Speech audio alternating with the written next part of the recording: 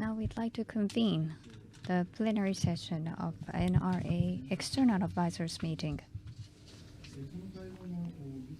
My name is Yamanaka, Chairman of NRA Commission. I'll MC the event. NRA Commission seeks advice from NRA advisors consisting of connoisseurs well-versed in overseas nuclear energy regulation as well as issues pertaining to the matter. We generally meet twice a year. The previous session was held face-to-face in May. So this is the second meeting of this fiscal year. Let me briefly introduce NRA external advisors who are attending the session today.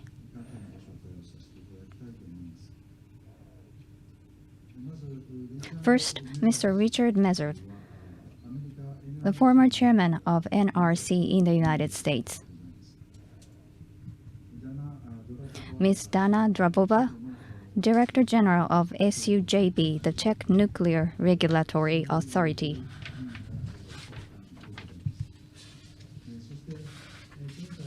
Then, Ms. Rumina Versi, a new advisor to NRA.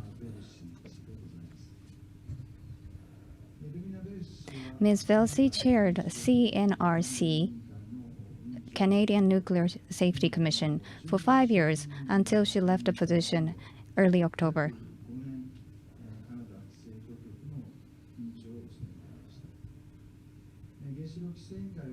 On behalf of NRA, we are very honored to welcome her as our advisor. Today, we'd like to discuss two agenda items. First, function and relationships that regulators expect from TSOs. Second, application of graded approach to the disposal of radioactive waste.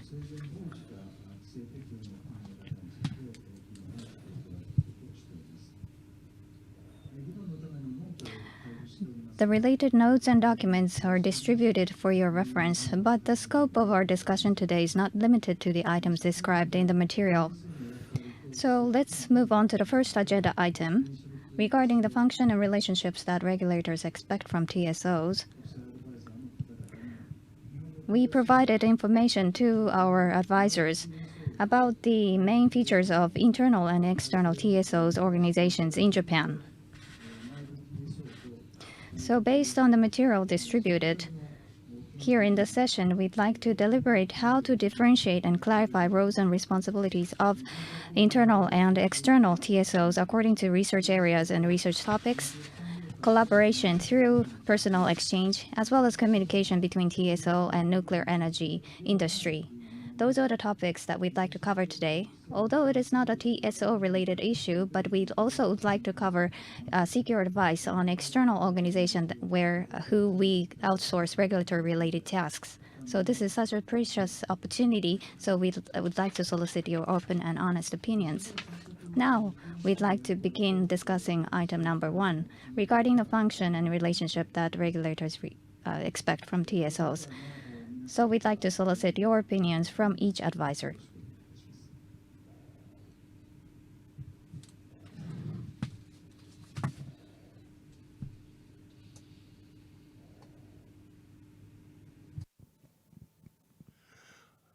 Thank you. I very much welcome the opportunity to meet with you again. I always find that these sessions are very valuable for me, not only to understand what is going on in Japan, but it causes me to think about activities in my own country and how they relate to issues that you're confronting.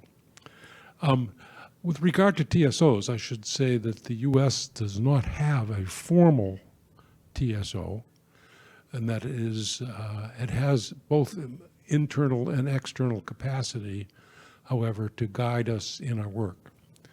There is an organization that's called a research organization that is part of the staff of the NRC. They function as a sort of internal TSO, and that they meet with the program officers in having to do with reactor regulation or materials regulation. And they discuss projects that might be ones appropriate for the research organization to take on.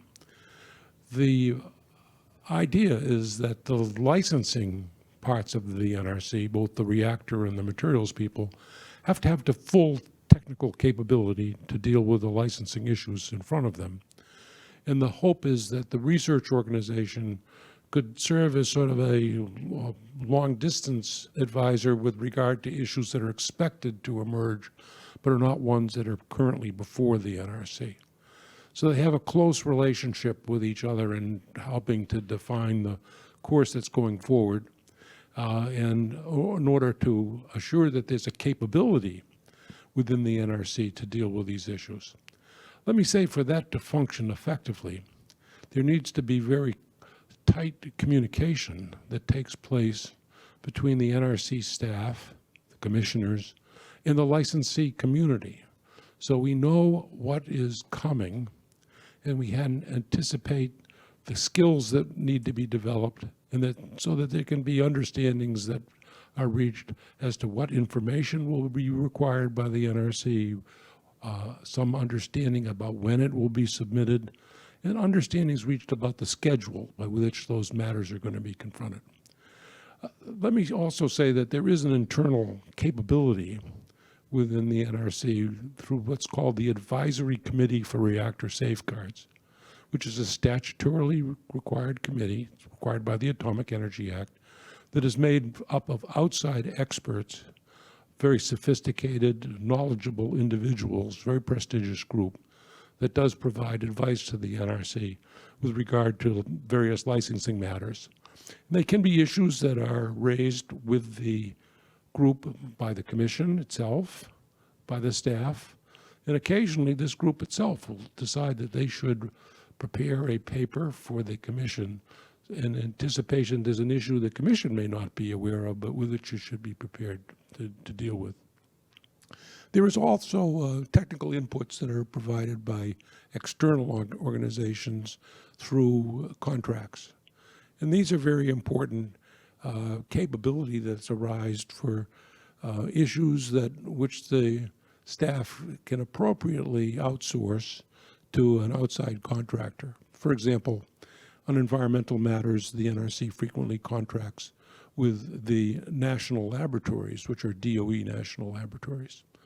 It's very careful in that process to make sure that there is no conflict of interests that arise between the activities that are undertaken for the NRC and the activities that that laboratory may be doing for either the Department of Energy or for the various outside contractors with whom they may have a relationship. There are also appropriately interactions with universities, and there may be contracts with them that, for example, the NRC may do some training for international regulators, and I believe they have a contract with MIT to provide exactly such a course from time to time.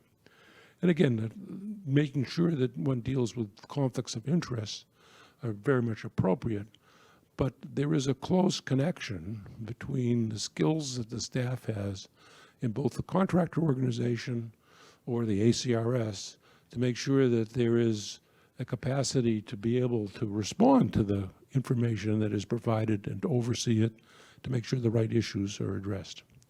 And so although we don't, at the NRC, have a formal TSO organization, we recognize that there is important input that needs to be provided on regulatory issues that's guided in part by communication with licensees about issues that are going to be ones that the NRC must confront, and then finding a suitable entity either within the NRC or in an outside organization to prepare the ground so that the NRC can deal with those issues in an appropriate way.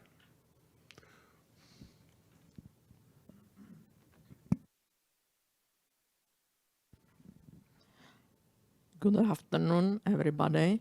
It's my great pleasure and honor to be here again and to have the possibility to share ideas and experience with my distinguished Japanese colleagues from NRA, but also with other external advisors. We know each other for quite time, I would say.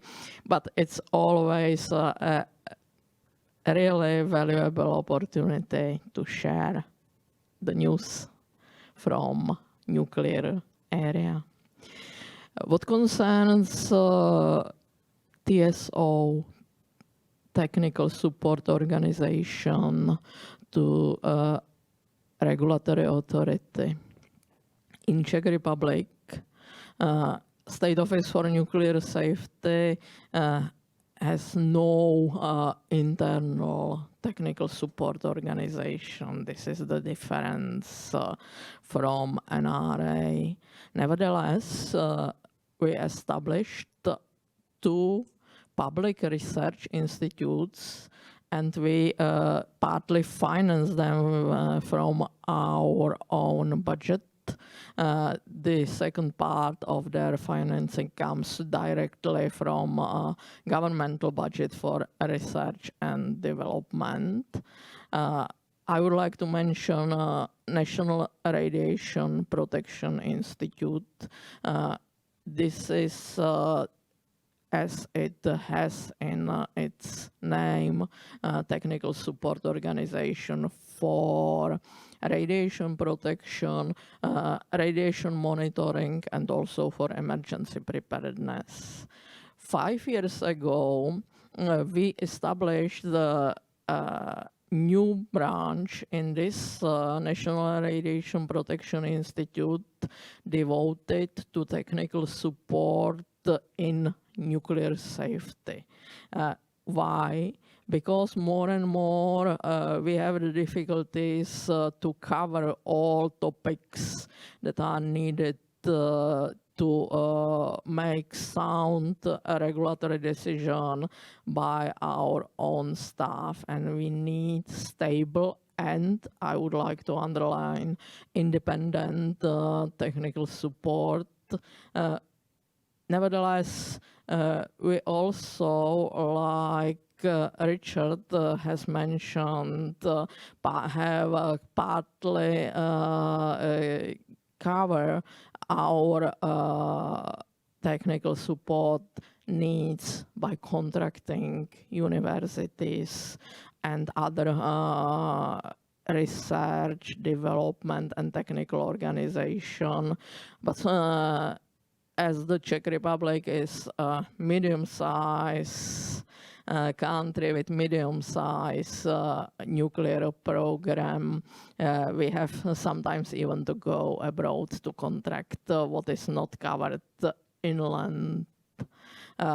Our technical support organization is, according to our opinion, helping us also in 2 other areas I would like to mention.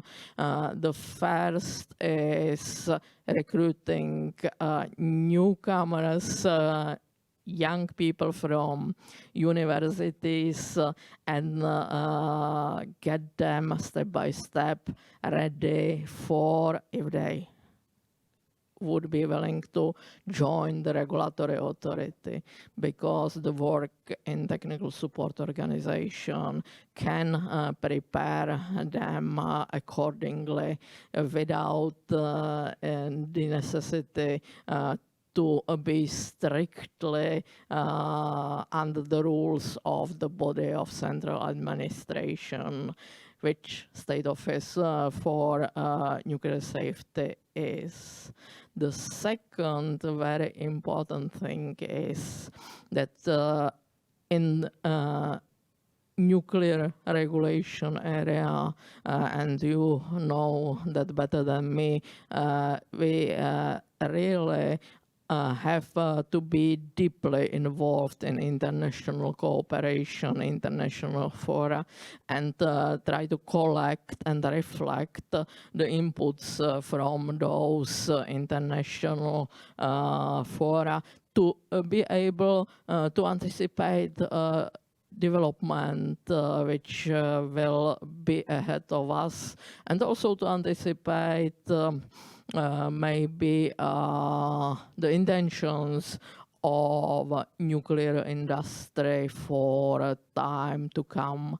So our people in technical support organization are expected, and they do that to help us to cover various activities, various international activities that are really growing in number more and more, and to miss something is not the best way to catch up with the foreseen development.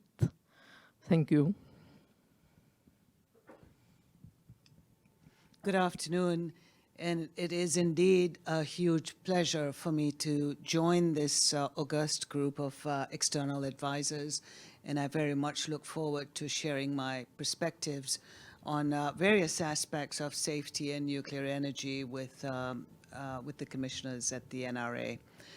The topic of TSOs and the relationship with regulators is a very topical issue globally.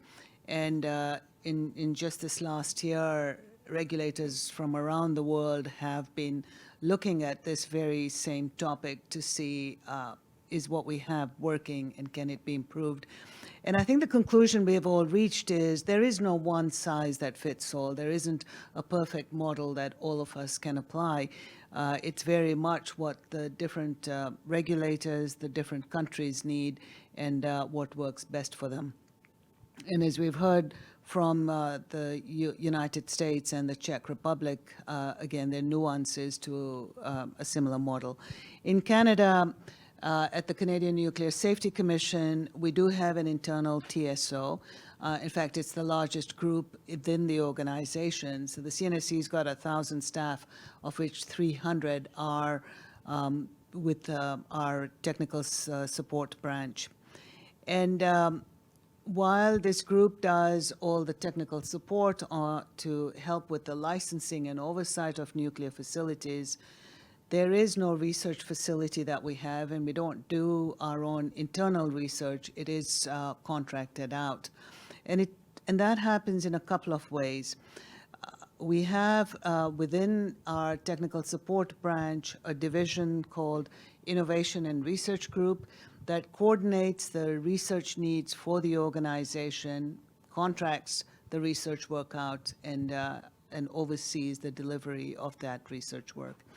And that research work is given out to universities, to our national lab, to external TSOs.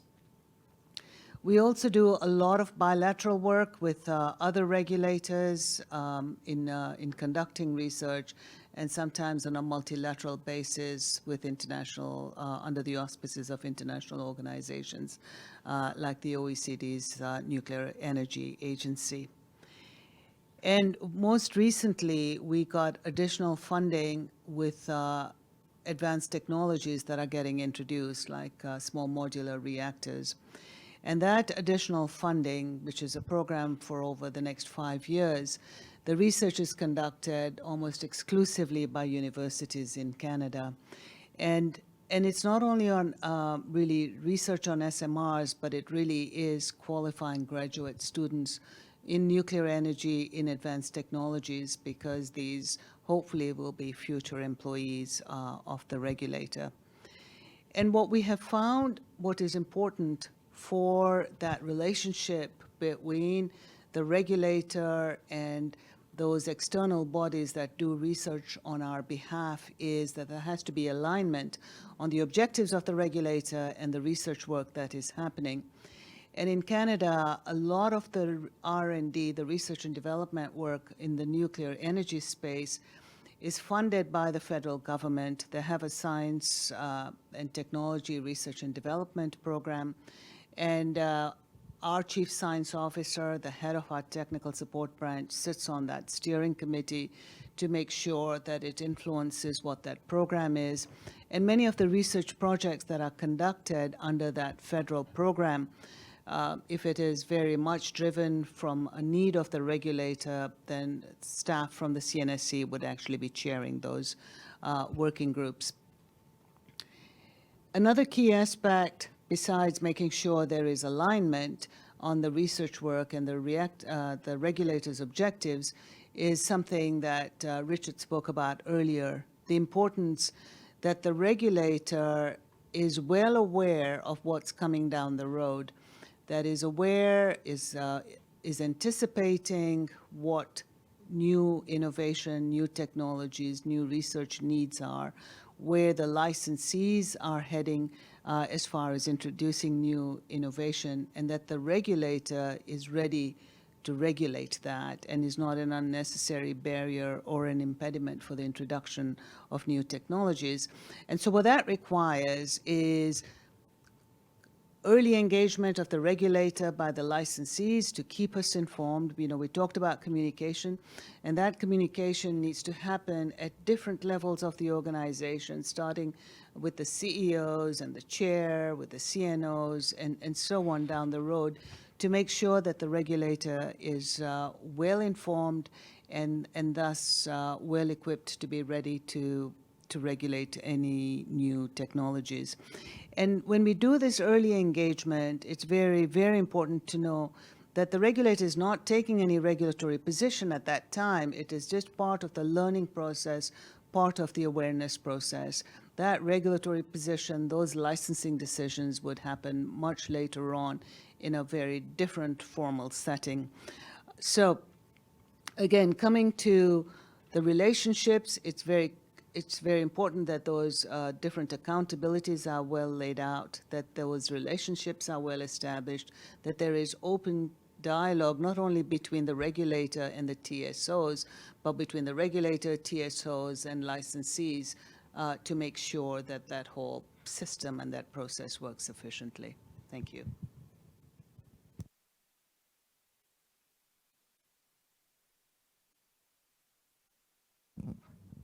Thank you very much for your valuable inputs. Based on what we heard from the advisors, we'd like to solicit opinions and questions from the commissioners on the Japan side.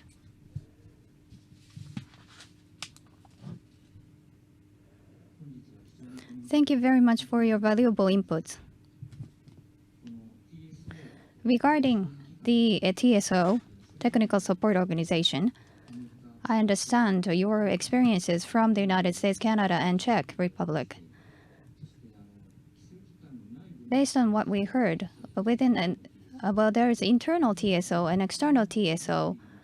There is no country that possesses both internal as well as external TSO. That was a very new finding, and it was a surprise to me. At NRA in Japan, we do have an internal TSO, research dedicated department or division within ourselves. And then external TSOs, we use JAEA as well as QSD who support us. So this environment is very blessed in a sense. We are very blessed in this environment, and which is our strength, I gather. And as was previously mentioned, information must be readily shared with all relevant stakeholders, including the licensees. Unfortunately, in Japan, however, between regulators and operators or licensees, we need to secure transparency in every communication, and that's not unfortunate. That's the way it should be. However, because of the restriction to secure transparencies, businesses or licensees are reluctant to tell us the truth, what's happening on the ground. And through external TSO, by asking their mediation, that should be rectified by the mediator of external TSOs. Having said that, though, in each country, the regulators as well as the licensees are communicating closely to disclose all the realities, and that is what we need to learn from. From that perspective, in the history of nuclear energy, did that close communication already established early on, or as a result of hard work, did you actually establish a close communication at a later date? Could you elaborate on this matter? I'm sure that the current processes at the NRC are the result of experience over time. And we do have an opportunity for some interactions with the licensees.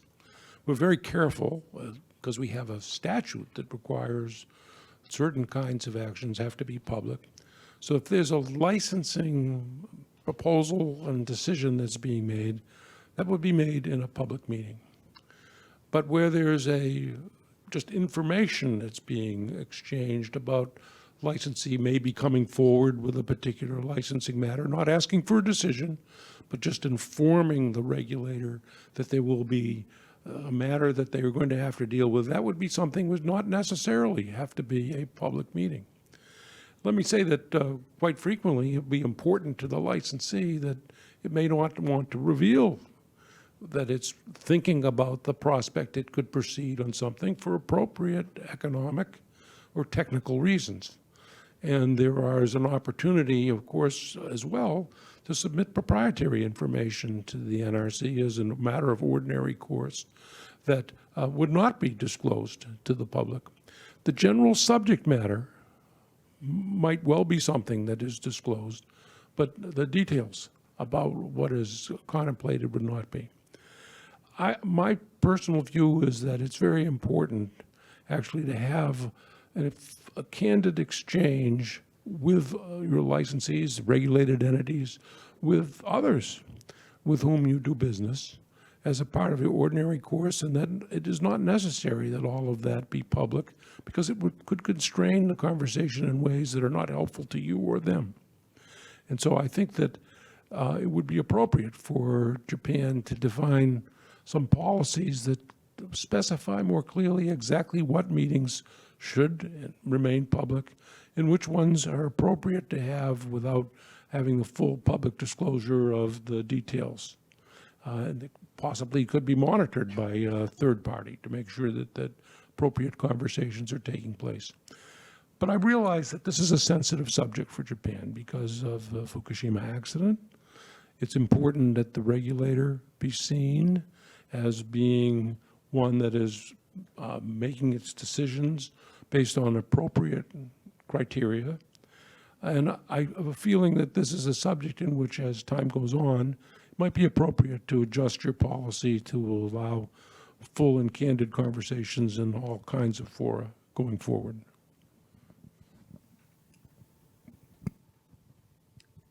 And if I may, to add to what Richard has said, because I think all of that is absolutely valid from a Canadian perspective as well, is transparency is important for everyone. That's how you build trust and confidence. What we have found, particularly over the last 3 years, that the rate of innovation getting introduced is so rapid that the regulator will be left behind unless that ongoing early engagement is happening. And so my advice would be that you need to revisit your policies and make sure that the regulator finds some mechanism. It could be through your TSO or directly with your licensees, with the appropriate transparency, with the appropriate discipline, that it is not licensing matters that are being discussed. This is just giving you a heads up on what is being contemplated, that happens, because otherwise the regulator will be left way behind and will always be playing catch up. And as I said, with the rate of innovation that's happening now, that would be doing a disservice to the Japanese people. If you allow me, I would like to underline very much the importance of regulators' early involvement in issues and topics that may come in a few next years. And I fully agree with Rumina that the speed of and dynamics of innovations are really sometimes a big challenge for regulator to catch up. And in this case, we really need less formal communication with the industry and with licenses to be prepared for formal regulatory steps we will have to carry out, and the procedure and process of those formal regulatory steps is quite different than this informal exchange of, say, plans and visions of the industry. If you allow me, I will give you an example of our approach, or approach in Czech Republic. We have annual meeting with our licensees just to get us a view on their plans for year to come and a rough plan for 2 more years. This is not the formal step that means an application, something like that, but for us it's a proper opportunity to prepare ourselves and to be able to adequately react on applications. And we are not surprised by the new issue. If you allow me 2 technical examples, we now undergo the change of supplier of nuclear fuel for our 6 units. And to be prepared for that, it was really appreciated that we have the information that this will be necessary. It was not possible to do it well before, because this change was forced by the war in Ukraine and the sanctions on Russian suppliers. So this was quite an exceptional case. Nevertheless, this in advance information from our licensee about the steps they plan to achieve the goal of independence of former supplier was very useful for us, as well as the change from 12 months to 18 months fuel campaigns. Thank you.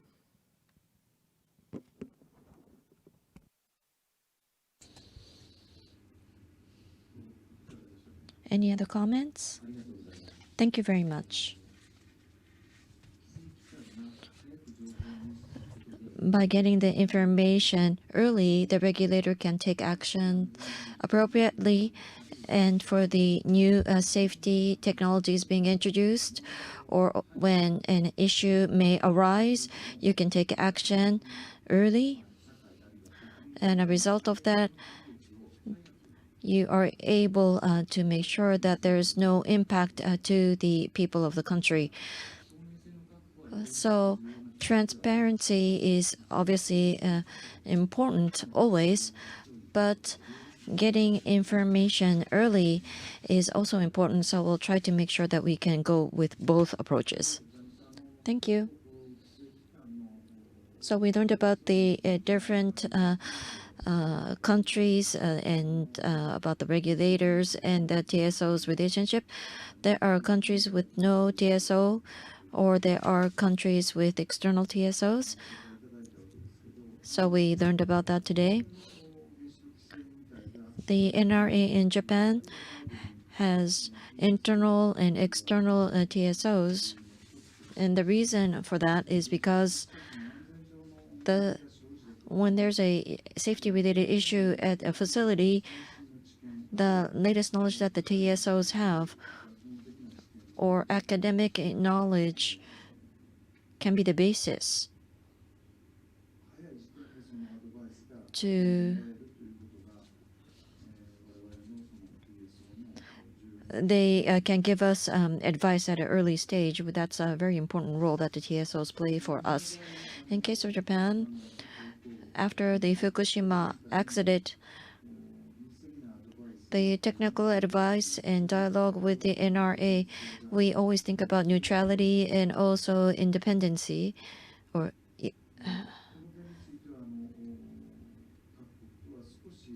so maybe the situation is slightly different with the other countries. Having said that, but our advisors mentioned the technical information exchange and communication with the licensee is extremely important, and obviously we are aware of that.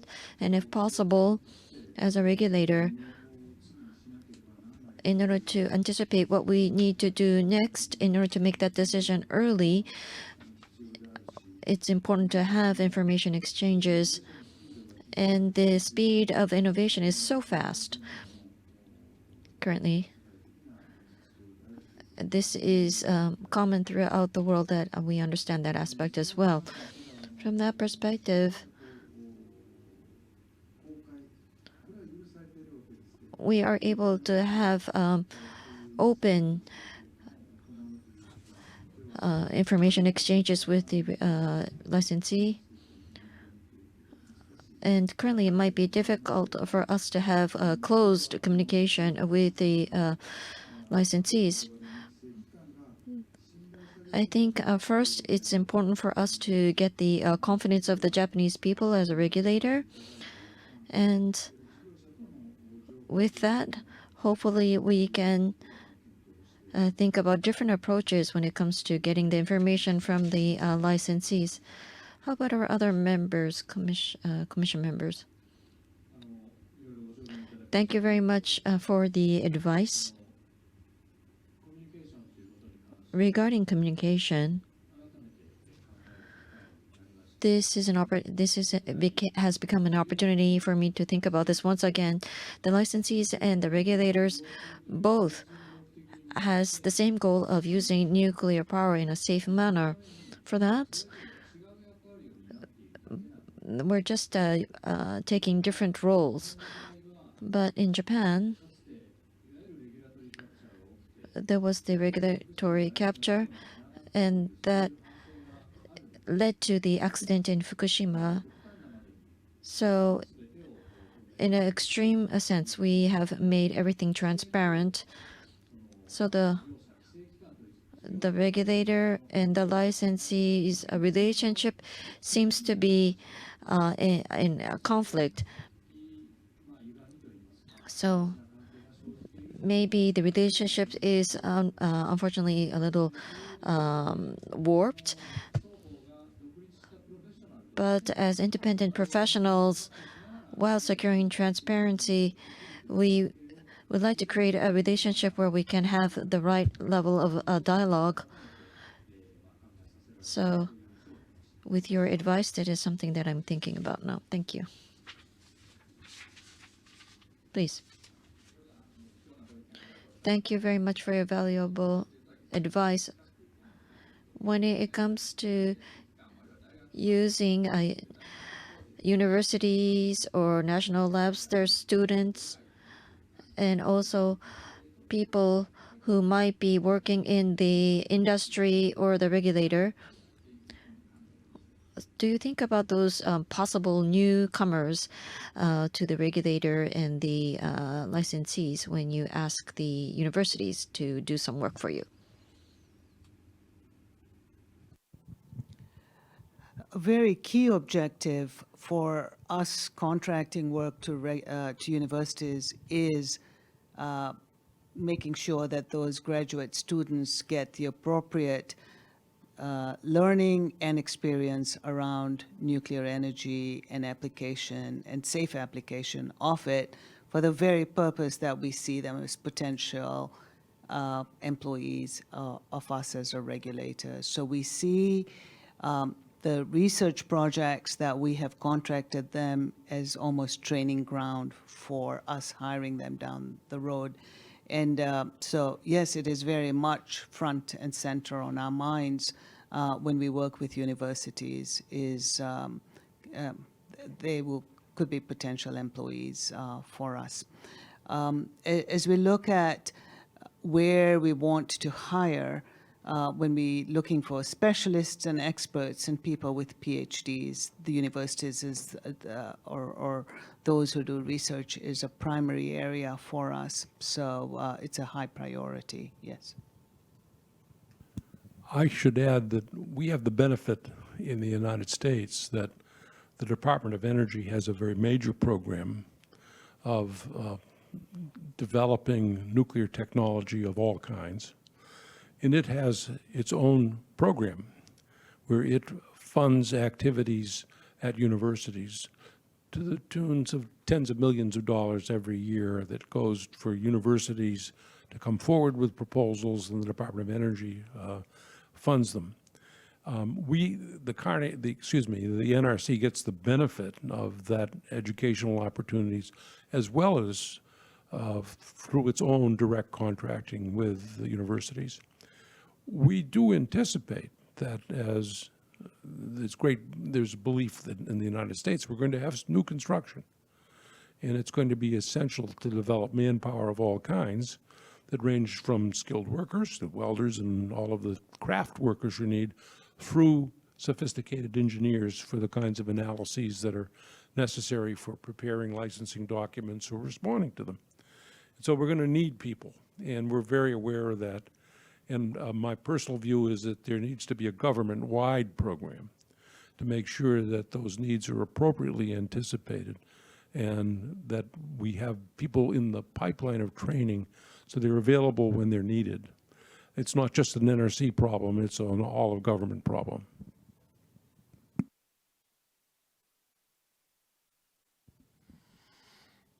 Nothing much to add from the part of Czech Republic.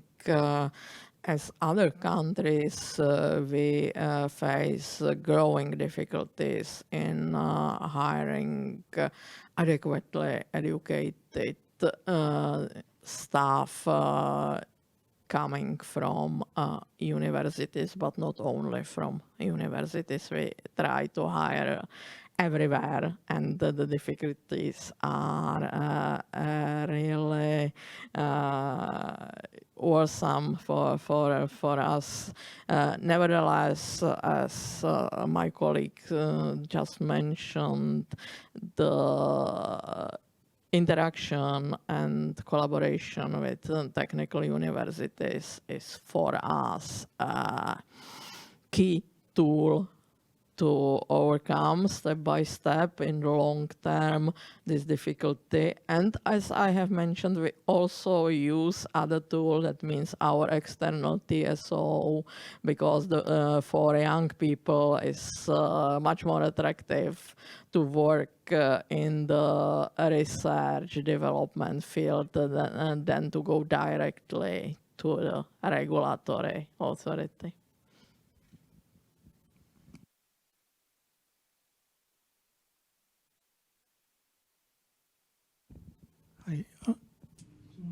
Thank you very much for your valuable, insightful opinions. Regarding the Fukushima accident we experienced, and the regulators was criticized, of course. And one of the key criticisms was that regulators were captured by the industry or the licensees. That was the criticism, main criticism that we faced. We were captured and overtaken, in a sense. In order to avoid that or prevent future recurrences, in this closed session, we could have an information sharing session. However, if that happens, there will be things to note or we need to be mindful of. If it is on one-on-one occasion, we shouldn't meet any licensee one-on-one. We should actually invite multiple stakeholders in the same forum. Do you devise similar ways to avoid a one-on-one face-to-face session with a particular licensee? What is your experience in your countries? Well, I can say that the NRC frequently has one-on-one interactions with the licensee. It's for the purpose of the information exchange about particular issues that the licensee anticipates that it may raise with the NRC going forward, and it does not want to disclose those publicly because it's unable to, because for whatever reasons, economic, proprietary reasons, or what have you. Those are fully appropriate. But of course, you need to make sure that it's understood that there are no licensing decisions being made. It's a procedural information exchange that can lead to informed capability among the regulator and the licensee about how to deal with issues that may be coming forward in the future. I mean, I think it's important to appreciate the special problem in Japan, that you had a regulator that was captured and you need to prove to the public that you were independent, that you're making your own decisions. And I realize that that imposes some restrictions on you that may not exist at the NRC today. But I think as the public gets more confidence in the regulator, there may be an opportunity to change your policy to be somewhat more flexible, while understanding there are some matters that have to be discussed in an open and transparent way. And you need to develop some guidelines as about what is appropriate and what isn't. Independence does not mean isolation. And you will not be effective as regulators unless you find a way to make sure that you are not isolated from the licensees in ways that disable you from being prepared to deal with the licensing issues that they bring to you.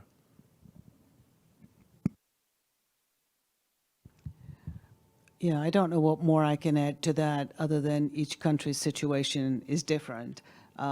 And maybe in Canada, just because of our history, we do have, when I was the president and CEO, regular one-on-one meetings, not only with the CEOs, but with the boards of directors. But on the same way, I had one-on-one meetings with our non-governmental organizations and our environmental groups. So it's with different stakeholders to hear about their concerns, their suggestions. But I think to the point that many of you have made, it is a fine balance between being independent, being seen to be independent, and how do you stay informed and stay abreast. And if I had to make a trade-off, I think I would want to be independent and seen to be independent, because building trust is greater priority in my mind, where you have to make a trade-off. In the Czech Republic, we are used to have one-on-one meetings with the licensee as well as with other stakeholders, so we found it normal, and it's a part of trust building to be able to explain other stakeholders or public what's the purpose of individual processes and procedures inside the regulatory body. And if you allow me, I would even say that one aspect, one indicator of independence is that the regulator is able to withstand the pressure from not only from politicians but also from public and properly explain how the nuclear and radiation safety is guaranteed by the regulator. That is not necessarily that everything is open and public, but as Rumena just said, it's a question of finding the proper balance and the ability to explain.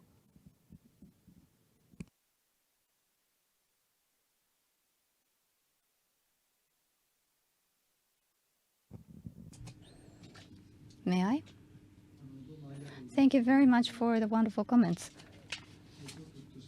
So on behalf of the regulators, we are an independent entity, but we are not isolated. So there is a difference between what's independent and what's isolated. We'd like to learn that lesson.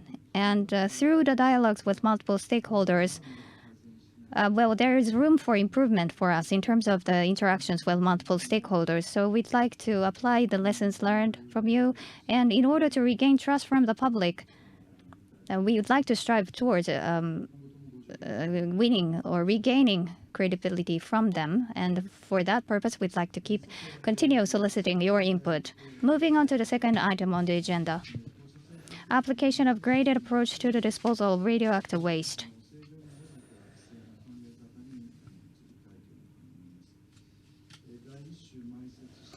Well, there is CAT 1 and CAT 2 facilities in Japan, and pertaining to the regulations of those facilities, the high-level waste is vilified and dealt by CAT 1 facilities, which undergo the safety design review prior to approval, as well as design construction plan inspection, followed by pre-service inspection. Then CAT 2 facilities deal with low-level radioactive waste. Therefore, only a basic design review is conducted prior to approval, omitting the design and construction plan inspection and pre-service inspection. So the facility confirmation takes place afterwards. And the regulatory framework adopts a graded approach. However, it is difficult for us to verify the details of the CAT 2 facility performance during or after construction. We can only inspect prior to approval.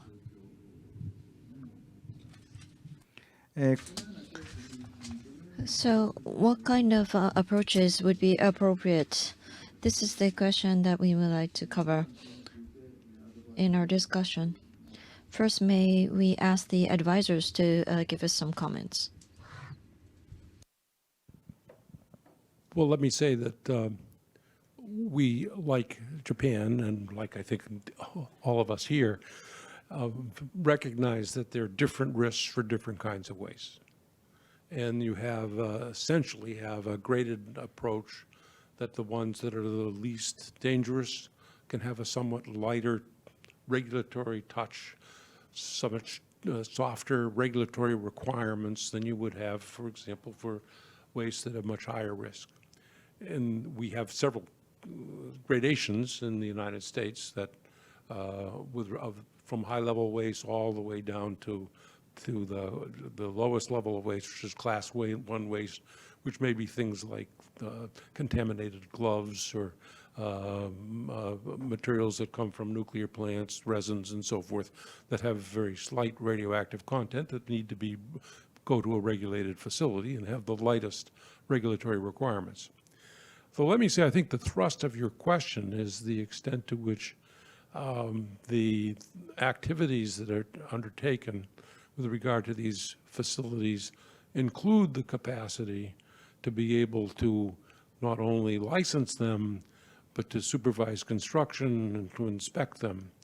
And it is my understanding that the way that is undertaken in the United States, at least, and I believe in other countries, that there is the authority that the regulator has to monitor the entirety of the whole operation, not only all the licensing commitments, but also to verify that those licensing commitments have been satisfied during construction, during operations, and during the ultimate decommissioning of the facility. There isn't a regulatory limit on the capacity of the regulator to be involved in every stage of the site. there may be less need for facilities that have lower risks to have extensive engagement, but certainly the power exists in the regulator to be able to undertake whatever steps it believes are necessary to assure the public health and safety.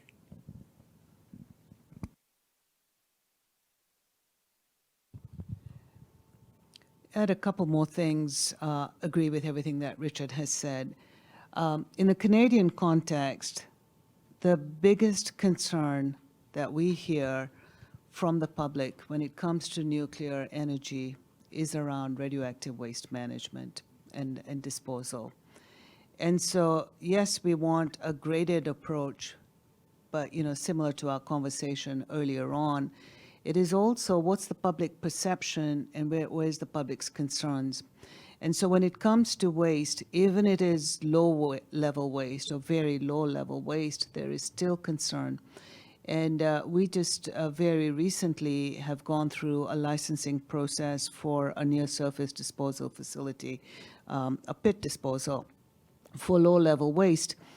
And it was so important to the public that the regulator was seen to be able to monitor all life cycle stages of this facility, right from pre-design to the design, the construction, the commissioning, the operation, and so on, to confirm that this facility that is built is what was planned, that the conditions are what was expected, and that the regulator is verifying all of those at different stages. So yes, we want a graded approach, but these are first-time facilities that are being built. There's a high level of public concern, and thus the regulator is doing much greater oversight, much greater intervention to provide the public the confidence that the watchdog is out there looking and making sure the right things are happening. So while our regulatory requirements are unlike what you have explained in the Japanese context, the authority the regulator has is identical, whether it is like your Category 1 or Category 2 waste, and how the regulator exercises it may vary, but it is at all stages of the life cycle of a facility that the regulator is conducting oversight and confirming and verifying things. So, so some slight differences between Canada and Japan. Again, very much driven by what the public's needs and concerns are, besides the risk. I would like spend a couple of minutes describing to you the institutional and organizational aspect of red waste management in Czech Republic. All red waste is covered by our atomic legislation. That means Atomic Act and the decrees under the Atomic Act. Important thing is that the government some 30 years ago decided to create the organization which is uniquely responsible for taking care of all red waste, with the exception of legacy from uranium mining and processing. This organization, Red Waste Management Agency, is a licensee of State Office for Nuclear Safety, and that maybe make easier to streamline the licensing and oversight activities. Like in Canada, we don't distinguish the facilities what concerns the licensing and oversight approach according to the classification of red waste. Maybe the graded approach is more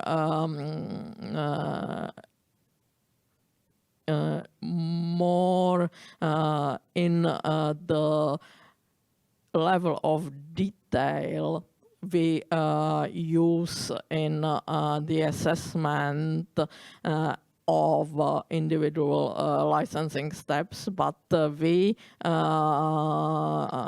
use what concerns the steps almost the same approach as to nuclear power plant. That means, I think, construction, commissioning, operation, decommissioning. Yeah, of course, the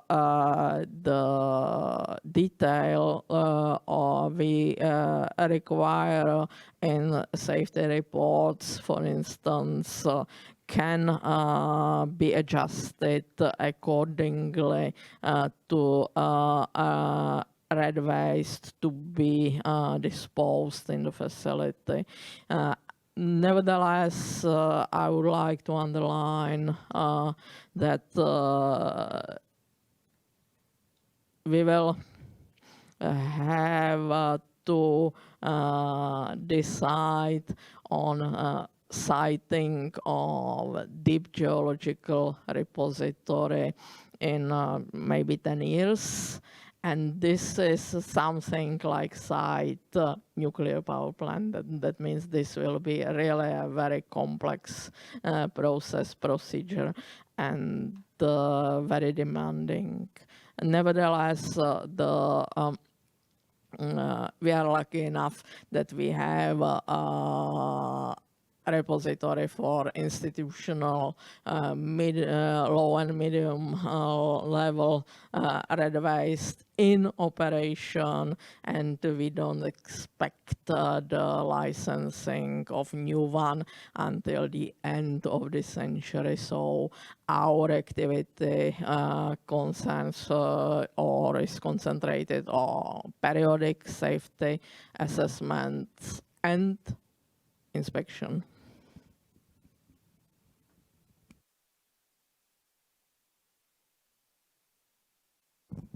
どうもありがとうございます。 Thank you very much. Based on what we heard from the advisors, we'd like to ask commissioners for their questions and comments. Thank you very much for your valuable input. As advised, well, the public is wondering how the radioactive wastes are handled and disposed, and also what regulators is conducting and overseeing the entire procedure.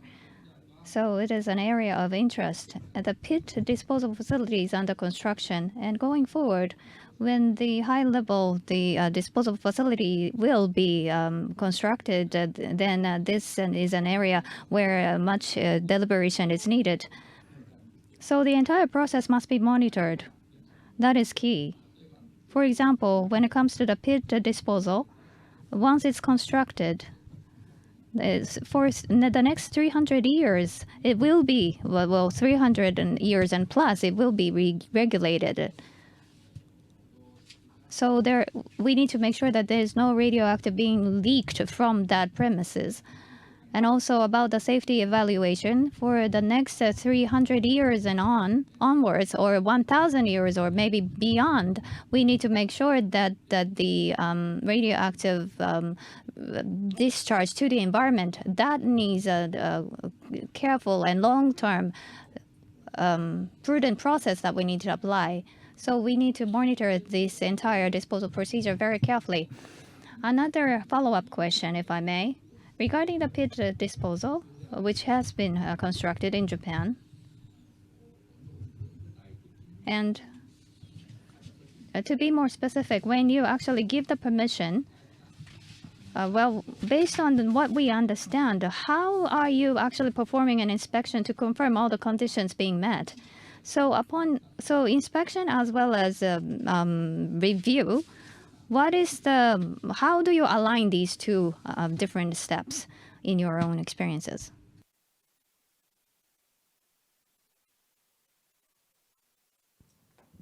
To be frank with you, we don't have experience with the pit disposal in the Czech Republic. We have for institutional waste trench disposal for the low and the intermediate level waste, and for institutional waste we use former mines.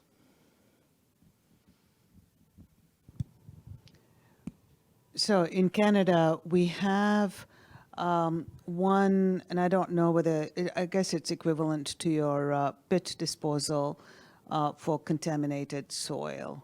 It's mostly from mining activities. But the first near-surface or pit disposal facility is only going through an environmental assessment process. But as part of that process, the licensee or the applicant had to explain how they were going to monitor that the environment was protected, for instance. And the regulator has specified what kind of information we would want at what frequency to confirm that the waste has been disposed safely without impacting the environment. So there would be requirements for groundwater sampling or air sampling or boreholes to show what's happening with the different layers of protection that have been placed. Again, we don't have any real experiences yet because we haven't really, for low or intermediate level waste, we haven't really built a pit. But the expectations and the requirements of the regulator are clear. And then what the regulator does is, if and when a license has been issued, will be how are we going to verify that they're complying with our requirements? And it'll be at that stage that the regulator will specify exactly what kind of testing or what kind of inspection or what kind of validation needs to happen. But that's still work in progress. But they're pit disposals, near-surface disposal facilities in operation in many parts of the world. And so I'm sure that information could be available on how they're doing it. But again, I believe it's extremely important that the regulator is there to monitor, to confirm compliance, and enforce it. I can add that the U.S. does not have a disposal site for high-level waste, but there is an elaborate regulatory process that has been promulgated, needs to be modernized in the case of the generic standards, but they do involve the regulator having opportunities to pursue every stage of the process to assure that the site is designed properly, it's consistent with environmental standards, that it's that the construction of the site and operation of the site are in fulfillment, that there's environmental monitoring afterwards. With regard to low-level waste sites, as we talked about earlier, there are similar requirements, but as it happens at the moment in the United States, the 4 operating low-level waste sites are operated by the states and subject to regulation by the states and not by the NRC. And they similarly have detailed requirements with regard to the obligations that must be satisfied during the construction of the site and its operation and decommissioning to assure that the site is operating as the modeling suggested it should. And as has been indicated by our colleagues, that all of that is laid out in the licenses and are monitored by the regulator and are subject to inspection by the regulator to assure that all the commitments are satisfied.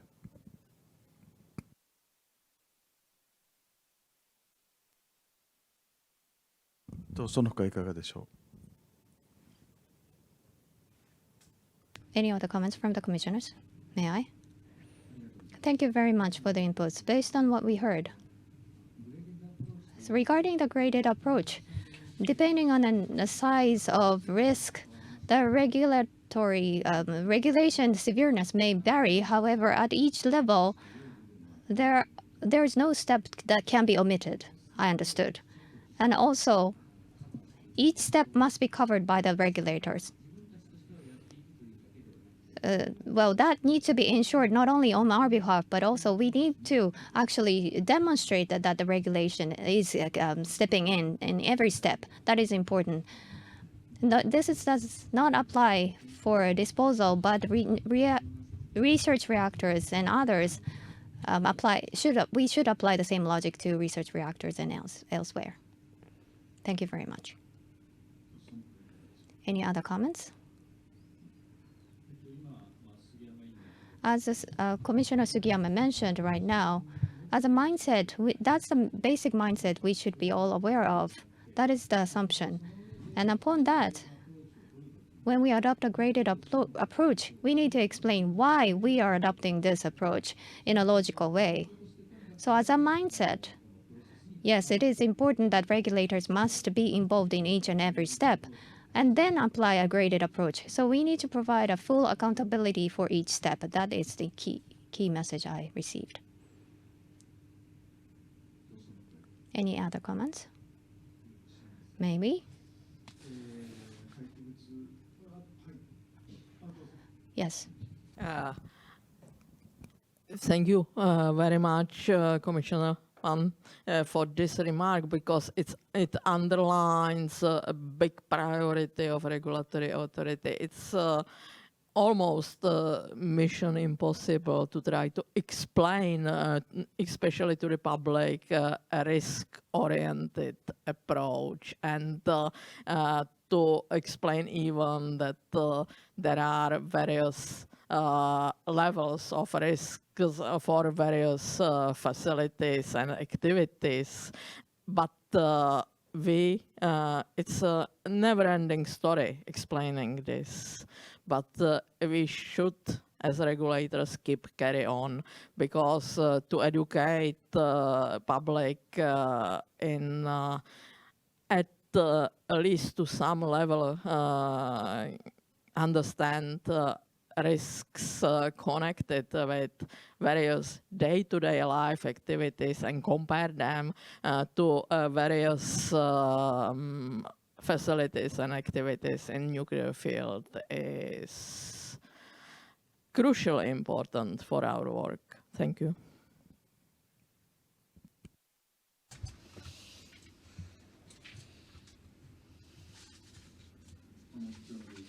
Thank you very much for that, a very valuable opinion.